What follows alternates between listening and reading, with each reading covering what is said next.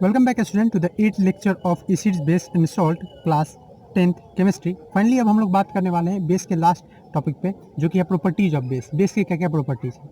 उसी तरह से जैसे एसिड के बहुत सारे प्रॉपर्टीज थे ऑन द बेसिस ऑफ कि उनका कैसा लिटमस पे प्रभाव होता था, ठीक है, उसका टेस्ट कैसा था, उस हिसाब से हम लोग इसको भी क्लासीफाई करेंगे, इसको भी देखेंगे कि क्या क्या प्रॉपर्टीज है।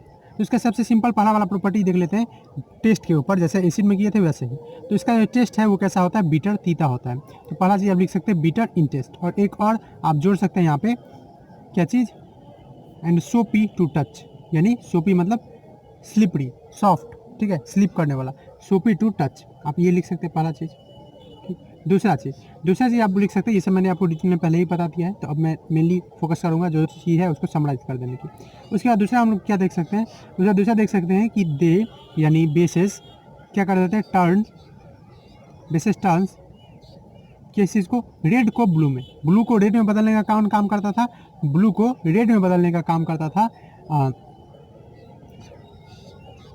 एसिड्स। लेकिन अगर हम दे रहे हैं रेड और रेड को ब्लू में कर रहा है, रेड को ब्लू में बेस करता है, और ब्लू को रेड में कौन करता है, एसिड। आप इसको ऐसे याद रखिए, जैसे आर से बी, रेड से ब्लू और ब्लू से रेड, ठीक है। तो देखिए रेड से ब्लू ये कौन कर देगा, ब्लू में फाइनली कौन आ जाएगा, बेस ना, तो B for blue, B for base, तो फाइनली जो ब्लू कलर है वो किसका अपना है, बेस का। तो इस तरह से आप याद रख सकते हैं। तो they turn red to blue, ठीक है, रेड टू ब्लू किसके बारे में बात कर रहे हैं हम लोग, लिटमस। अगेन यहाँ पे एक सीरीज ऑफ बन सकता है, इंडिकेटर के बेसिस पे आप प्रॉपर्टी लग सकते हैं कि मिथाइल ऑरेंज में कैसे ये दूसरे कलर में चेंज हो जाता है, ठीक है, फिनोक्सिलिन में क्या होता है, ठीक है, या ऑल्फैक्टरी इंडिकेटर में क्या होता है, पर मैं उस पर नहीं जा रहा, मुझे मेन चीज़ पे फोकस करना है। थर्ड प्रॉपर्टी लिख सकते हैं, जैसे उसमें देखे थे कि सब एसिड में एक चीज़ कॉमन होता है जो कि है H+, उसी तरह से इसमें भी जो आप हाइड्रोक्साइड वाले बेस है उसमें क्या कॉमन देखेंगे, OH-। तो आप ये भी लिख सकते हैं कि basis produce hydroxide ion, basis produce hydroxide ion यानी OH- ion, hydroxide OH- ion in aqueous solution. अब ऐसा नहीं है कि एक्वस सॉल्यूशन में ही काम करे, सिर्फ हम अमोनिया के लिए देखे थे कि अमोनिया थोड़ा सा डिफरेंस कर पाता है, ठीक है, कि जब उसमें पानी दिया जाता है तभी वो अमोनियम हाइड्रोक्साइड करके ऐसा कुछ। लेकिन ये जरूरी नहीं है कि जैसे एसिड जो था वो पानी के बिना काम ही नहीं करता था इन एब्सेंस ऑफ बेस, के लिए वैसा कुछ है नहीं, ठीक है। जैसे एग्जांपल ले लीजिए, जैसे NaOH है, NaOH को जब एक्वस सॉल्यूशन यानी इस पर वाटर दिया गया, पानी दे दिया जाएगा, तो इसमें क्या हो जाएगा, Na+ और OH- दिया, ठीक। मान लीजिए कि हम बात कर रहे हैं मैग्नीशियम हाइड्रोक्साइड की, कैल्शियम हाइड्रोक्साइड की, पोटेशियम हाइड्रोक्साइड की, किसी की, तो उसमें भी अगर वाटर दे देंगे तो क्या होगा, तो यह Mg2+ और 2 OH- ये निकल जाएगा। तो इस तरह से चीज़ हम लिख सकते हैं कि बेस को जब वाटर में डिजोल्व किया जाता है तो क्या निकलता है, OH- निकल जाता है। ओके, अब चलिए फोर्थ प्रॉपर्टी की बात करते हैं कि क्या बेस भी इलेक्ट्रिसिटी कंडक्ट करता है। Yes, bases also conduct electricity in aqueous solution, bases also conducts electricity, conduct करते हैं इलेक्ट्रिसिटी का इन एक्वस सॉल्यूशन, और ज़्यादा अच्छा वो करेगा एसिड की तरह, ज़्यादा अच्छा वो करेगा, ज़्यादा कॉन्सेंट्रेटेड रहेगा, ठीक है, यानी ज़्यादा स्ट्रॉन्ग रहेगा electricity in aqueous solution. Okay, finally हम लोग बात करते हैं कि मेटल के साथ इसका क्या रिएक्शन है, क्या बिहेवियर है। तो बेसिस मेनली जो है बेस वो रिएक्ट नहीं करता है मेटल के साथ, लेकिन कुछ कुछ रिएक्ट करते हैं। तो चलिए फिफ्थ देखते हैं, अब रिएक्शन वाला देख लेते हैं, वो है रिएक्शन ऑफ मेटल्स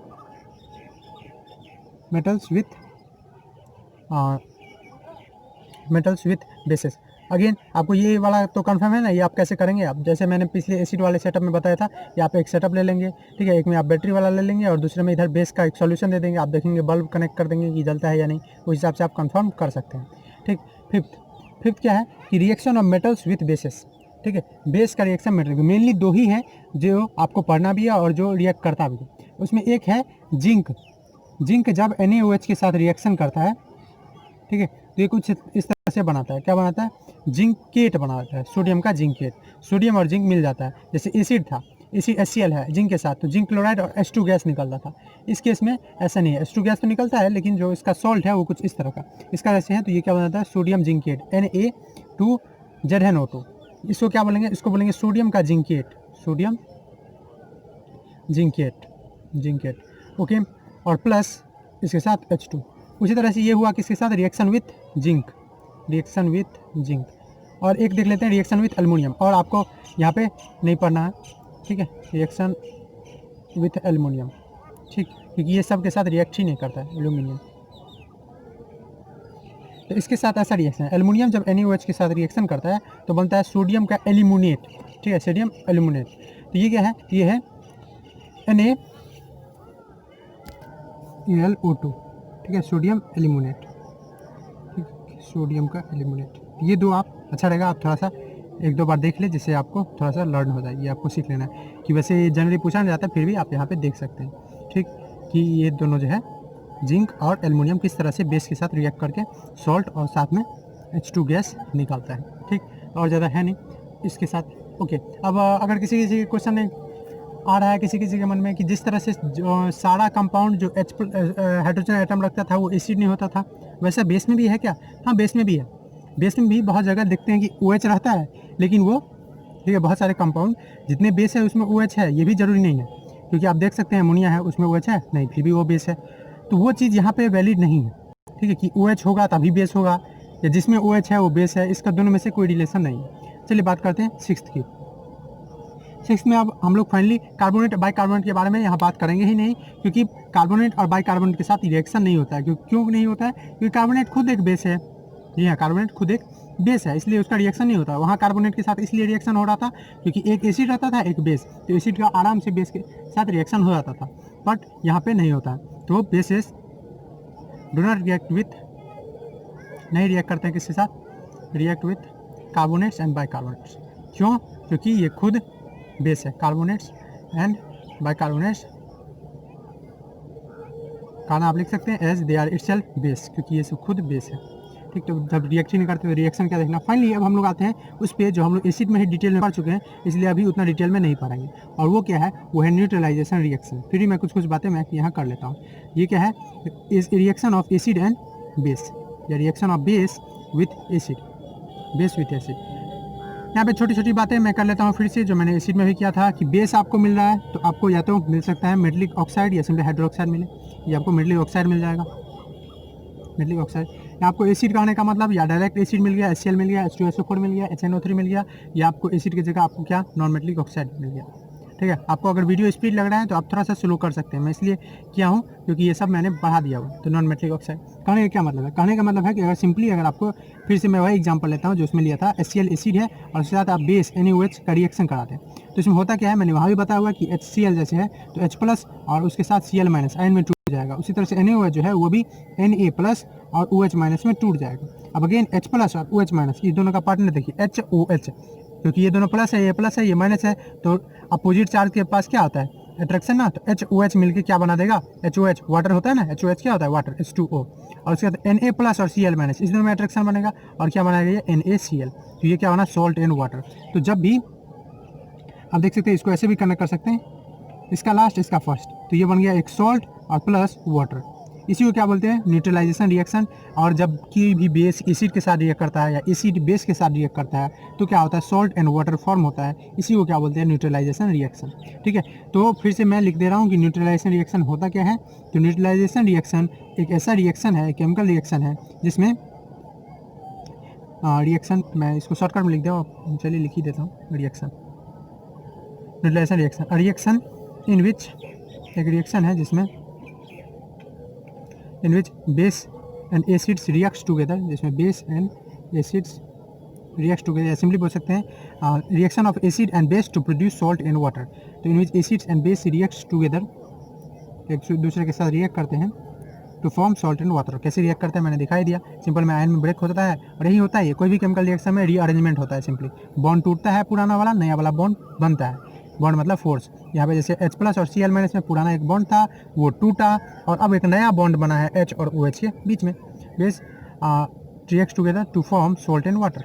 क्या चीज़ बनाने के लिए? सॉल्ट एंड वाटर, ठीक। अगेन यहाँ पे एक और बात हम लोग कर सकते हैं, वो मिल्की वाला जो था CO2 वाला, पर मैंने उसको डिटेल में कवर कर दिया हुआ है एसिड के प्रॉपर्टी में, तो मैं अब यहाँ बात नहीं करूँगा उसका। बहुत सारा आप एग्जांपल ले सकते हैं, जैसे मैग्नीशियम हाइड्रोक्साइड है, ये क्या रहा आपका? बेस। इसको आप किससे कंबाइन कर दे? कोई एसिड H2SO4 मान लीजिए है, H2SO4, तो अगेन यहाँ पे क्या होगा? MgOH अलग अलग हो जाएगा, उसी तरह से H+ SO4 अलग अलग होगा। ये मैग्नीशियम सल्फेट एक दूसरे के साथ कंबाइन करके ये क्या बन जाएगा? मैग्नीशियम सल्फेट, और ये क्या बन जाएगा? H2O। तो एक मैग्नीशियम सल्फेट, ये क्या बना यहाँ? सॉल्ट और यही चीज़ मैंने आपको पिछले लेक्चर में बताया था, मैग्नीशियम सल्फेट भी एक सॉल्ट है। अब सॉल्ट जो देखेंगे तो वहाँ देखेंगे कि कैसे ये मैग्नीशियम सल्फेट जो है, इसका आप थोड़ा आप प्रिडिक्शन भी करना सीखेंगे कि ये मैग्नीशियम सल्फेट आगे आया कहाँ से होगा। जैसे आप देख सकते हैं मैग्नीशियम हाइड्रोक्साइड, थोड़ा सा आप ट्रिक लगाए, इसका जो OH है और H है ये दोनों मिलकर वाटर बना लिया होगा। ऑफकोर्स अभी बैलेंस नहीं है, बैलेंस खुद से कर सकते हैं, अभी मैं नहीं करा। तो ये दोनों मिलकर क्या बना लिया होगा, वाटर। तो मैग्नीशियम जो है वो किसका पार्ट है, किसी बेस का पार्ट होगा जिसका हाइड्रोक्साइड छुप गया है वाटर में। उसी तरह से सल्फेट जो है वो सल्फ्यूरिक एसिड का हो सकता है, तो उसमें से H2 वाटर में छुप गया है। तो इस तरह से आप प्रिडिक्शन भी करना सीखेंगे और धीरे धीरे इसी से न्यूट्रलाइजेशन रिएक्शन, इसीलिए मैं बोला था वहाँ पे ही कि बहुत इंपॉर्टेंट है। तो इसलिए आप यहाँ पे भी अच्छे से पढ़ लें, और नहीं है आप पढ़ें तो वहाँ पे आप एसिड बेस वाला लेक्चर देख ले, ठीक है। एसिड का जो प्रॉपर्टी वाला है वो लेक्चर आप देख ले, फिफ्थ है, 45 मिनट का लेक्चर है, लेकिन उसमें न्यूट्रलाइजेशन जो है वो कुछ पार्ट में होगा। मैं उसका मिनट भी कितना मिनट से कितना मिनट है वही मेंशन कर दूंगा। तो ये न्यूट्रलाइजेशन रिएक्शन सबसे इंपॉर्टेंट है एसिड बेस एंड सॉल्ट में आपके लिए, ठीक। और भी आप कर सकते हैं, जैसे मान लीजिए कि हमारे पास कोई अमोनियम हाइड्रोक्साइड है, ये भी क्या है, एक बेस है और ये वीक बेस है। अमोनियम हाइड्रोक्साइड को हम रिएक्शन कराते हैं HCl के साथ, ठीक, HCl के साथ। अब अगेन क्या होगा, HOH दोनों मिलकर क्या बन जाएगा, H2O, और ये क्या बन जाएगा, अमोनियम क्लोराइड। क्या बन जाएगा, अमोनियम क्लोराइड। अब इस पर भी डिपेंड करता है कि आप कैसा एसिड ले रहे हैं, कैसा बेस ले रहे हैं, ठीक है, समझ रहे हैं आप। अगर टीम की बात करते हैं हम, टीम की, तो ज़रूरी नहीं है कि दोनों तरफ अगर दो टीम हो और दोनों के बीच में अगर कोई फुटबॉल टीम हो रहा है या क्रिकेट मैच हो रहा है तो उसमें जीत जाएगा। अब दो टीम कैसे है, क्या उसको फुटबॉल खेलने आता भी है नहीं आता है, उसमें कैसा कैपेसिटी है, कैसा एफिशिएंसी है, ये भी डिपेंड करता है। जैसे यहाँ मान लीजिए कि ये क्या है, ये एक वीक बेस है और ये HCl एक स्ट्रॉन्ग एसिड है, तो ये सॉल्ट तो बना है अमोनियम क्लोराइड, लेकिन इसमें आपको क्या लग रहा है, कैसा प्रॉपर्टी होगा, इसमें ज़रूर प्रॉपर्टी होगा HCl का, यानी एसिडिक प्रॉपर्टी होगा, क्योंकि ज़्यादा पावर किसका था, HCl का। तो इसलिए जैसे बच्चे में पेरेंट्स का गुण दिखता है, बायोलॉजी में हम लोग पढ़ते हैं इनहेरिटेंस, कि जो बच्चे होते हैं चिल्ड्रेन, उसमें पेरेंट्स का, मदर का, फादर का गुण आता है, उसी तरह से यहाँ भी दिखेगा आपको।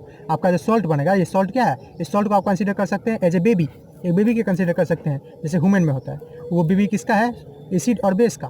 तो जो स्ट्रॉन्ग होगा उस हिसाब से सॉल्ट भी बनेगा। इस हिसाब से हम लोग सॉल्ट को बांटेंगे भी। नेक्स्ट लेक्चर हम लोग का सॉल्ट पे ही आने वाला है, जहाँ हम लोग देखेंगे सॉल्ट का टाइप्स है, चाहे एसिडिक सॉल्ट हो सकता है, बेसिक सॉल्ट हो सकता है, न्यूट्रल सॉल्ट भी हो सकता है। सॉल्ट ऐसा, सॉल्ट जब भी नाम लिया जाता है तो अक्सर लोगों के मन में आता है न्यूट्रल सब्सटेंस। जरूरी नहीं है कि सॉल्ट न्यूट्रल हो, ठीक है, ये ज़रूरी नहीं है।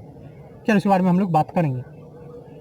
चलिए ये तो बात होगी कुछ। अब और भी करने के लिए तो और भी प्रॉपर्टी कुछ है, जैसे कुछ बेसिस जो होते हैं वो दूसरे के सॉल्ट के साथ रिएक्ट करते हैं और अलग अलग कंपाउंड बनाते हैं। जैसे मैं एग्जांपल आपको दे दूं कि बेसिस जो है कुछ सॉल्ट के साथ रिएक्ट करके दूसरा सॉल्ट और बेस बनाते हैं। ये हम लोग बेस के फॉर्मेशन में भी देखे हुए हैं। तो आप जोड़ने के लिए जोड़ दें एट्थ प्रॉपर्टी कि बेस रिएक्ट्स विथ, बेस जो है वो रिएक्ट करता है किसके साथ, विथ सर्टेन साल्ट्स, कुछ कुछ सॉल्ट के साथ। वही रिएक्शन जो मैंने सॉल्ट प्रोड्यूसर में दिया था वही मैं दे देता हूँ, टू प्रोड्यूस अनदर साल्ट, जैसे कि दूसरे salt, another salt and another base, और कोई दूसरे बेस बनाते हैं, अनदर बेस, ठीक। जैसे वहाँ पे जो था वो क्या था, मैग्नीशियम सल्फेट था जो कि एक सॉल्ट है। अभी आप देखें मैग्नीशियम सल्फेट कैसे बनता है, ठीक है। उसको मैं अगर किसी रिएक्शन करा दूँ, उसको मैं रिएक्शन करा दूँ अगर अमोनियम हाइड्रोक्साइड से, जो क्या है एक बेस है, तो इस कंडीशन में मैग्नीशियम और हाइड्रोक्साइड दोनों आयन एक्सचेंज करेंगे, मैग्नीशियम हाइड्रोक्साइड का ले लेगा तो बनेगा क्या, मैग्नीशियम हाइड्रोक्साइड, ये एक बेस है। और इधर अमोनियम सल्फेट का ले लेगा तो क्या बनेगा,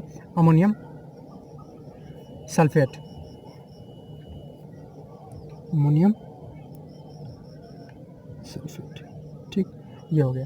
इसी तरह से और भी हम लोग ले सकते हैं, यहाँ पे आप सॉल्ट की जगह कुछ भी मैंने जैसे बोला था नाइट्रेट भी ले सकते हैं कोई, ठीक है। और यहाँ पे भी आप एल्युमिनियम का हाइड्रोक्साइड, ये कोई भी बेस आप ले सकते हैं। तो ये इतना था कि चीज़ प्रॉपर्टीज ऑफ बेसिस। अब बोलेंगे एसिडिक प्रॉपर्टी तो आप इतना बड़ा बना दिए, बेसिक इतना छोटा क्यों, ये इसलिए क्योंकि इसके बारे में हम लोग पहले से भी पढ़ चुके हैं। मैंने आपको वही बताया था कि न्यूट्रलाइजेशन रिएक्शन, जैसे मैंने यहाँ डिटेल नहीं किया, वहाँ पे जो बताना था एस्पेक्ट्स, वहाँ पे कुछ एक्सपेरिमेंट थे वेरिफिकेशन का, वो भी मैंने यहाँ बताया नहीं।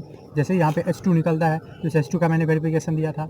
यहाँ पे कार्बोनेट बाई कार्बोनेट के साथ रिएक्शन नहीं किया, जिसका वेरिफिकेशन में वहाँ टाइम लगा था कि CO2 निकल रहा है, इसका वेरिफिकेशन दीजिए। तो इसलिए ये लेक्चर छोटा बना और एसिड वाला जो था वो बड़ा बना। चलिए आई होप कि आपको सब कुछ समझ में आया होगा। अगर कोई दिक्कत है कमेंट बॉक्स नीचे है, ठीक है, आप उसका यूज़ कीजिए। डाउट बताइए, वो पार्ट बताइए जहाँ पे आपको डाउट है, मैं या तो टेक्स्ट की मदद से या आपको थ्रू वीडियो उसका सॉल्यूशन आपके पास जल्द से जल्द दूँगा। और कोई क्वेश्चन भी है आप बेझिझक आप क्वेश्चन वो भी पूछ सकते हैं, मैं कोशिश करूँगा उसका सॉल्यूशन जल्दी से जल्दी आपको प्रोवाइड किया जाए। इसी तरह से देखते रहिए। अगर वीडियो अच्छा लगा हो तो आप लाइक कर सकते हैं, दोस्तों के साथ शेयर कर सकते हैं, चैनल को सब्सक्राइब कर सकते हैं और इसी तरह से देखते रहिए। Thanks for watching.